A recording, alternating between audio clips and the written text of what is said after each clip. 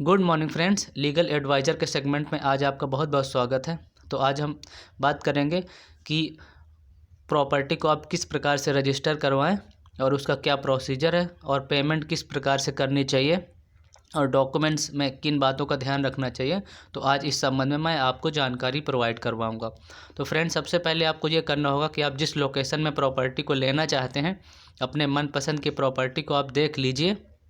जैसे ही आप प्रॉपर्टी को पसंद कर लेते हैं या देख लेते हैं, तो उसके बाद सबसे पहले ये करना होगा प्रॉपर्टी सेल करने का अधिकार है कि नहीं। आप जिस लोकेशन में जिस प्रॉपर्टी को आप ले रहे हैं, देखिए कि जो बेचने वाला है उस प्रॉपर्टी सेल करने का अधिकार उसके पास है कि नहीं।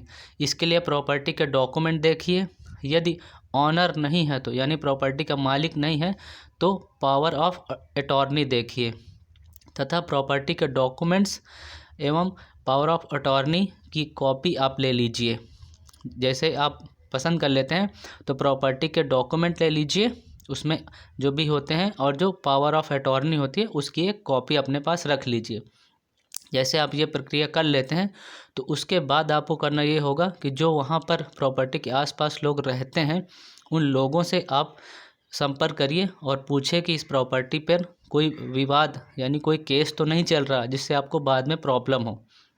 जैसे केस कोई नहीं चल रहा होता तो फिर आपको करना ये होगा कि प्रॉपर्टी आप वो कर लेते हैं, पसंद कर लेते हैं। फिर आपको करना ये होगा कि पेमेंट मोड क्या होगा। पेमेंट के लिए फ्रेंड्स आपको जानकारी ये दूंगा कि आप पेमेंट को कैश में मत दीजिएगा। कैश में पेमेंट मत दीजिए, पेमेंट को चेक के थ्रू दीजिए या फिर आप नेट बैंकिंग के थ्रू आप ट्रांसफ़र करिए। इसमें आपके पास प्रूफ रहेगा और जो आप पेमेंट देते हैं उसका आप अपने पास प्रूफ भी रखिए और उसके लिए दो गवाह रखिए और उनके सिग्नेचर भी करवा लीजिए। और जो प्रूफ है उसको लिखकर आप रख लें, क्योंकि आपको बाद में कोई प्रॉब्लम हो तो आप उससे समस्या जो एविडेंस है आप उसको प्रूफ कर सकें। और जैसे पेमेंट आप करते हैं उसको लिख के रख लेना चाहिए और सेलर जो यानी बेचता है उसके और दो गवाहों के सिग्नेचर आप करवा के रख लीजिए एविडेंस के तौर पर। जो यदि कोई आपको भविष्य में प्रॉपर्टी लेने के बाद कोई समस्या आती है पेमेंट के लिए तो आप उसके लिए प्रूफ कर सकें। तो इस बात का आप ध्यान रखें। उसके बाद करना ये आपको होगा कि प्रॉपर्टी के दो रेट होते हैं, यानी जब आप किसी भी प्रॉपर्टी को खरीदते हैं उसके दो रेट होते हैं। एक तो सेलर रेट होता है, यानी जो प्रॉपर्टी की बेचता है वो अपने हिसाब से रेट को डिसाइड करता है। दूसरा एक सरकारी रेट होता है। तो जब भी आप प्रॉपर्टी खरीदेंगे तो जो सेलर रेट होता है वो काफ़ी ज़्यादा होता है, जो सरकारी रेट होता है वो कम होता है। तो जो भी उसमें स्टाम्प पेपर लगेंगे वो जो सरकारी रेट है जो सरकार डिसाइड करती है उसके हिसाब से आपको स्टाम्प पेपर लगाना होगा। तो आप इस बात का ध्यान रखें।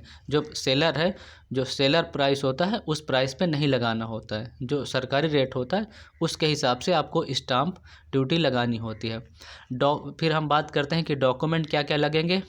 तो उसके लिए डॉक्यूमेंट की प्रक्रिया ये है कि सेलर के जो भी बेचता है उसका फ़ोटोग्राफ्स तथा आईडी प्रूफ एवं जो आप खरीदते हैं यानी बायर के फ़ोटोग्राफ और आईडी प्रूफ ये आपको लगेंगे। उसके बाद दो गवाहों की फ़ोटो एवं आईडी प्रूफ, दो गवाह लगेंगे, उनकी फ़ोटोग्राफ होनी चाहिए और आईडी प्रूफ होना चाहिए।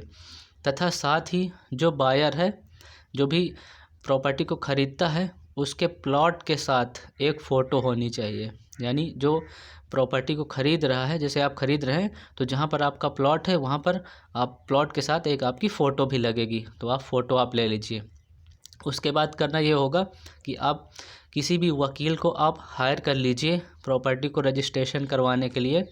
उसके लिए वकील जो चार्ज करते हैं लगभग 15,000 रुपये आपके लगेंगे।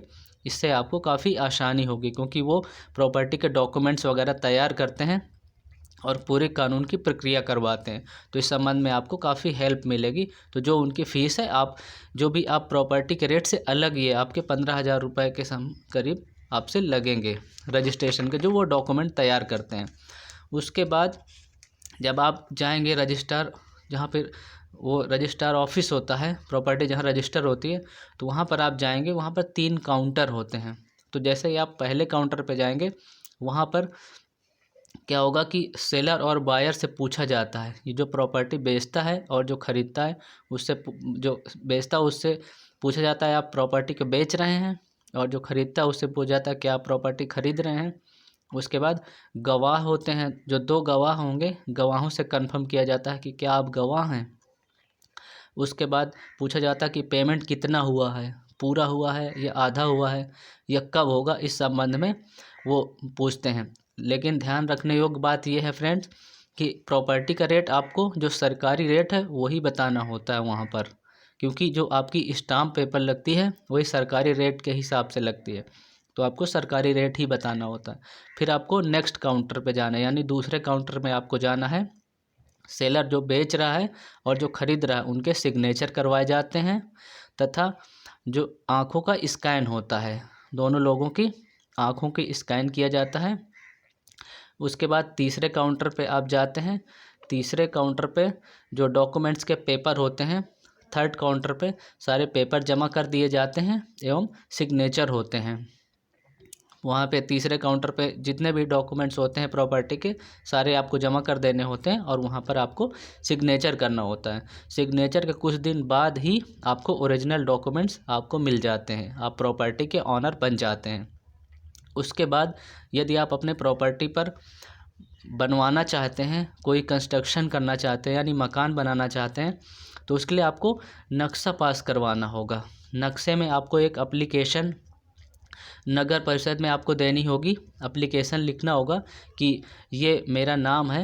एप्लीकेशन में क्या लिखना होगा मैं आपको बता रहा हूँ। उसके लिए आपको लिखना होगा कि ये मेरा नाम है, मेरी प्रॉपर्टी इस एरिया में है और इतनी, इसका जो लोकेशन है उसका एड्रेस लिखना होगा और इतनी प्रॉपर्टी है, और उसमें नक्शा लिखना होगा, आपको देना होगा कि मैं प्रॉपर्टी पे अपना कंस्ट्रक्शन करवाना चाहता हूँ।